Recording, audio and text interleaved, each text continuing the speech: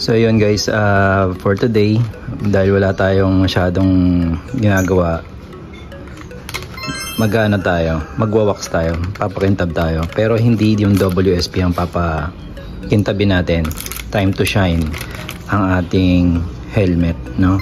So yung helmet, linisan ko lang para may out ko rin, bebenta ko rin po yan guys. Okay, so ito po gagamitin natin. All-in-one UV protectant. So may ceramic coating na rin siya, no? So ito ay nabili ko sa parking ng Fairview Terraces. So ayan, organic water base. Ayan. So ito yung gagamitin natin ngayon para pakintabin tong helmet. Ito yung bali yung pakikintabin natin. At tong isa, babawasan lang natin ng gasgas like yung sticker na kagaya niyan, may sticker siya, tanggalin lang natin yan. So ayun, size pala small to medium to eh. Tingnan natin para mapakita natin sa inyo. Okay, lagyan natin ang basahan para hindi naman gumasgas.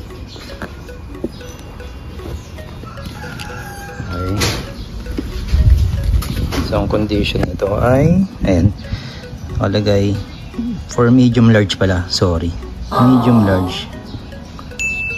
Ayan, shell. So ibig sabihin pwede kayo bumili din itong padding nito, itong mga na to sa loob. Kaya po yung shell depende po yan. So ito po yung tinatawag na Autumn Blossom. Ito po ay 2014 Quantum J. Yan, hindi lang po ICC tinitingnan dito yung kundi yung Snell. May sticker na green, no? Para makasure kayo na talaga pong safe. Meron pumasa siya sa safety So yan, matatanggal natin yan yung mga konting na yan. So working lahat yan. Ayan. Okay. Pag-iisipan natin kung ibebenta talaga natin, no? Ang ganda kasi biglang na-realize no? So ito naman showy naman, ito mas malaki. So medium to large aray. Wala na tayong isa pang kamay para magamit ipitan natin sa ating legs. Ayan.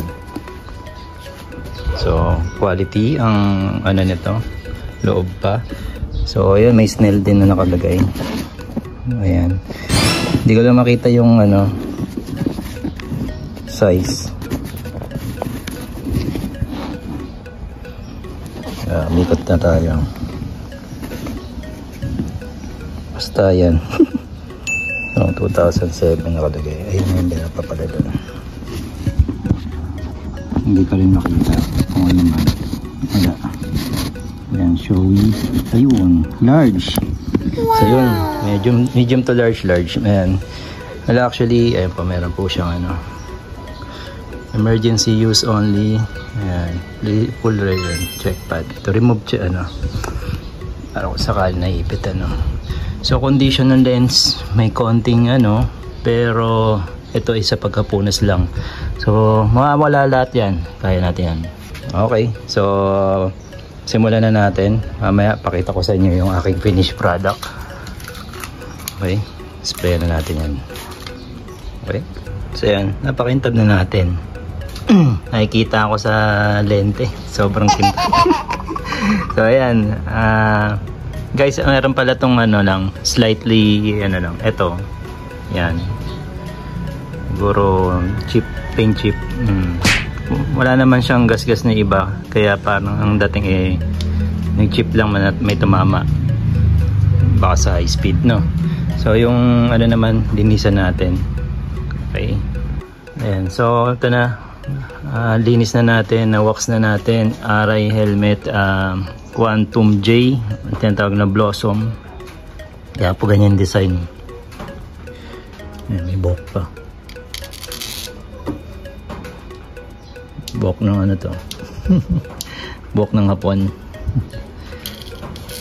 Ayan, so may lang to, may tama lang ng isa. hindi naman siya noticeable kasi dahil sa graphics niya. Ito, kita nyo. So ayan. Okay, yung isa naman. Ito naman guys, tinanggal natin yung sticker na kanina napansin nyo yung GoPro nakatastas, no? So dahil meron siyang ganyan, hindi yung pang wax ang gagamitin natin na ginamit natin kanina. Yes! So gagamitan natin siya ngayon ng APC. Ito naman, wax din po ito, pero ito po ay ginagamit din po ito sa pagpapakintab. At syempre dahil ito po ay kumbaga sa matte, no? Kaya gagamitan natin siya para matanggal yung mga naiwang lagkit. Okay, ito naman po ay Shoei. Kalimutan ko lang ang pangalan. Ayun, anyways, sa mga helmet experts, pa-comment na lang kung ano po yung tawag dito. Nakalimutan ko yung GTR. Babasa ko kasi GTR lagi. So, ayan. Ayusin ko lang, pati po yan, no? Talsik lang po yan kanina ng spray, kanina ginamit ko. So, linisan ko na rin po, no? Ito siya. So, kuha lang tayo ng konti dahil konti lang naman yung kailangan natin dito sa lagkit na to. Pahida na natin yan. Bali, ito kasi may konting rubbing compound to, kaya ganyan siya. Nakakatanggal po siya ng gas-gas. So ay hindi po ako paid, no, para i-promote tong product na to. I'm just sharing kung ano po yung mga tamang paggamit. Ay, dilaw-dilaw na rin dito. Tingnan natin kung matatanggal din natin ito. Siguro sa katagalan na hindi ginamit, nagkaroon ng konti So mamaya balikan ko po kayo dahil mahirap po mag-isang daliri or kamay. Yan. Punasan na natin naman ng wax na yon. Ito yung So pupunasan ko pa lang, kaya hindi pa po siya natatanggal dyan, no? Yung dilaw talagang parang nagmantsa na siya.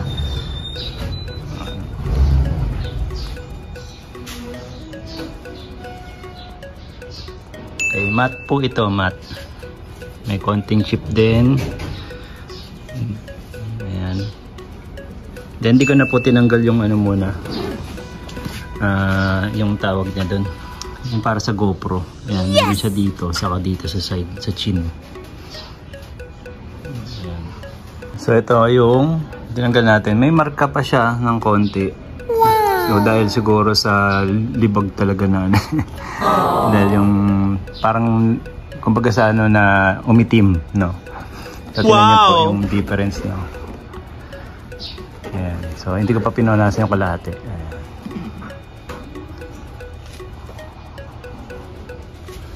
Yummy.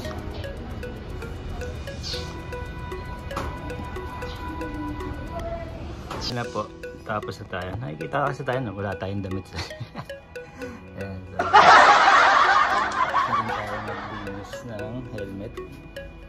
So ayan, matte black po yan. Mabas lang ulit yung kulay niya, no?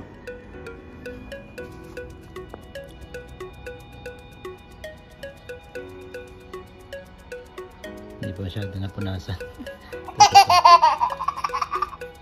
Ayan. Papantay pa yan. Konti pa. So ayan.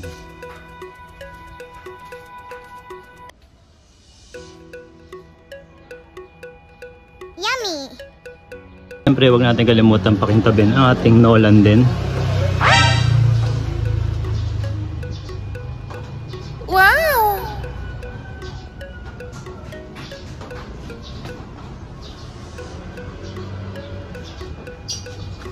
Ayan, may mga tail po yan. Ayan.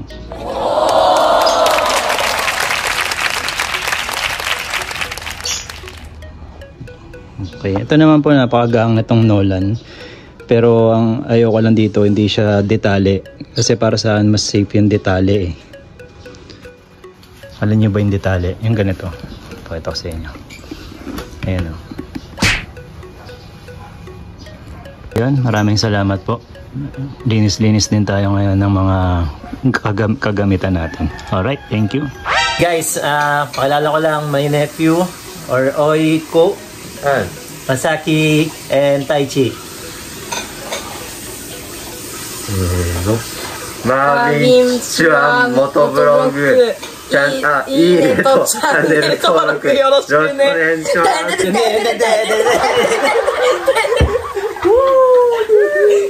Ayan o, meron na rin tayo dito sa Japan guys.